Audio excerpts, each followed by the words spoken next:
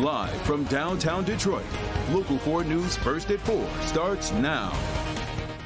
Good afternoon, I'm Karen Drew. First at 4. A Macomb County mother and father go before a judge accused of starving their 2-year-old son.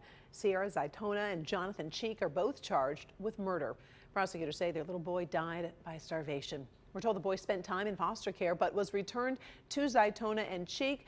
They were arrested in Clinton Township and are being held on $1 million bond. Tonight at 5, we are going to have more about what else was revealed in court today when you join us for a live report. We're also tracking a shooting investigation on Detroit's west side. Police tell us gunfire erupted during an eviction at Leisure and Eaton. 2 court officers and 2 other people were overseeing that process when suddenly somebody jumped out of a car and then just started firing an assault weapon in their direction. One person was shot in the arm and thigh, the other in the leg. They are expected to recover. We'll have an update on this investigation at 5 as we continue to learn more. All right, so if you travel Woodward Avenue for business or pleasure, beware of a new road project. It started today. Crews are working on Woodward between I-696 and 8 Mile in Ferndale and Pleasant Ridge. So in the coming months, the road will be resurfaced, sidewalks will be upgraded, and bike lanes installed. The left lanes in both directions will be closed during the day with double lane closures overnight. The entire project should be finished by November. Recent power outages in Michigan are still in the spotlight as residents push for answers and improvements. The Michigan Public Service Commission is about to hold another town hall meeting on the recent outages that left thousands in the dark for days. Now, the commission is looking for your feedback in Dearborn at Fortson High School from 5:30 to 8 o'clock tonight. We're going to have live updates for you, too, at 5 and 6. So if you can't make it out today in person, the commission is also holding a virtual town hall, and that is tomorrow night at 6. Oh, we're looking at the sunshine in downtown Detroit this afternoon on this first day of spring. You might not feel it exactly, but we're remaining positive, right? Kim Adams joins us now with the first forecast. We are headed in the right direction with warmer temperatures expected for the rest of the week. Now, right now, the temps aren't that bad. In fact, it's 51 at City Airport, 49 Metro, 49 Mount Clemens, even in the upper 40s in Port Huron. But there's a little bit of a breeze, and so it feels a little bit colder than that. It feels more like it's in the 30s. It is warmer than it was yesterday by about 10 degrees in Mount Clemens, 11 degrees warmer in Pontiac, Howell, and also at City Airport. My pick of the day, this one just says RM, and it's just a beautiful sunset. Tomorrow we get more sunshine, a few clouds, and warmer than today, and the winds won't be quite as strong. They'll be out of the southwest about 5 to 10 miles per hour, so tomorrow's going to feel really beautiful. But there is some rain on the way for the rest of the week, and we'll talk about that coming up in the forecast. Thank you, Kim. Well, we're going to find out tomorrow if former President Trump's prediction about his possible arrest becomes a reality or if he may have missed the mark. Today, a grand jury in New York is reportedly hearing more testimony in the case surrounding so-called hush payments to porn star Stormy Daniels. Kimberly Gill tracking the story for us in the newsroom. So what is the latest, Kim? Karen, good afternoon. The former president used social media to tell the world he could be indicted as soon as tomorrow in a case that dates back to 2020 and the election then. So far, no other source has confirmed a timeline for any possible indictment or arrest. But NBC News is reporting attorney Robert Costello was scheduled to testify before the grand jury today. It's believed he would dispute the testimony of former Trump attorney Michael Cohen. Cohen has admitted to giving Daniels $130,000 to keep quiet about her claims about having sex with the former president years before the election. Cohen has indicated he is ready to testify again as a rebuttal witness. Former President Trump has denied any affair with Stormy Daniels and has called Cohen a liar. He's also urged his supporters to launch protests if he is indicted, similar to his calls to action over fake claims of election fraud before the January 6th election, or insurrection, I should say. So, Karen, grand jury proceedings are deliberately held in secret, and the Manhattan District's Attorney's Office hasn't commented on whether former President Trump will be charged, but we'll tell you that his office is coordinating with the New York Police Department on security measures after Trump's social media blitz this weekend. So we'll have another update when you join us for Local 4 News at 5. For now, though, Karen, we'll send it back to you. All right, we appreciate it. Thanks, Kimberly. Sure.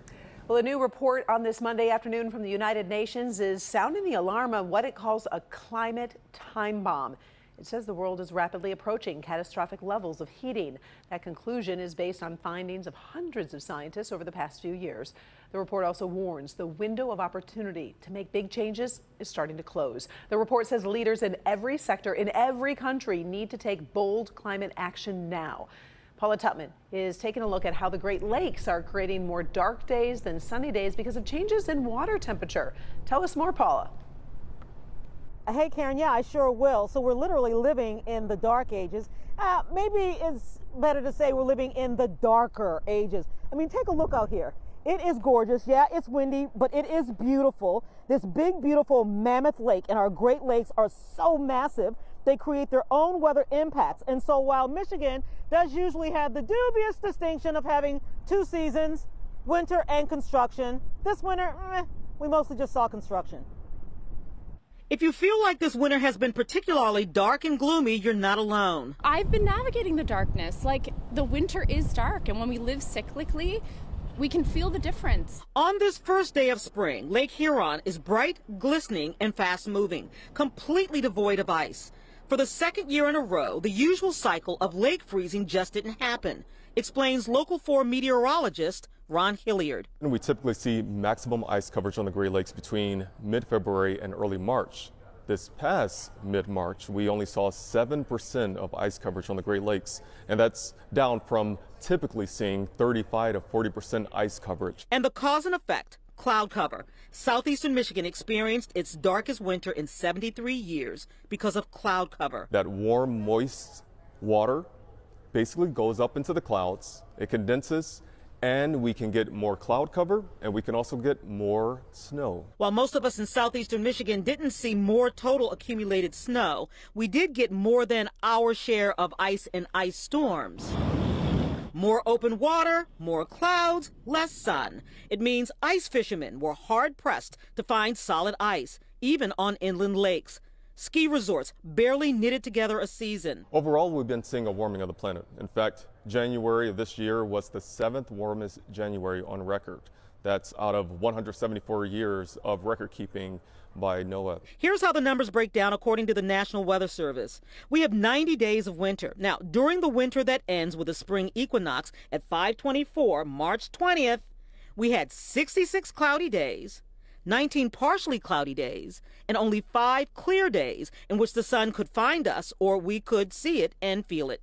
And this becomes more than just a passing interest when you consider the health implications, says our own Dr. Frank McGeorge. When there's long stretches without sunlight, vitamin D deficiency is a real concern, especially for people that have darker skin, since pigmented skin blocks what little light there is from producing vitamin D. And with climate change, based off of what we're trending toward and based on lack of ice coverage, we could expect more cloudy days in a given winter in Michigan.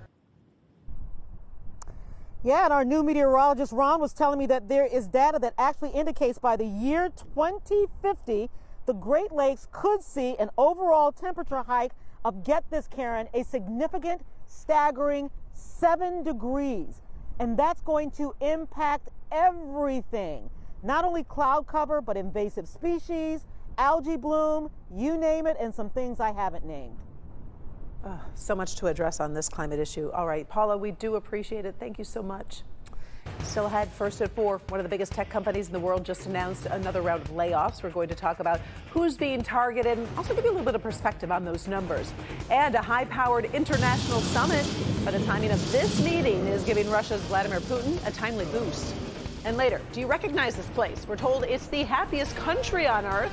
We're going to talk about first place, last place, and where the U.S. is ranked. Stay with us, everybody.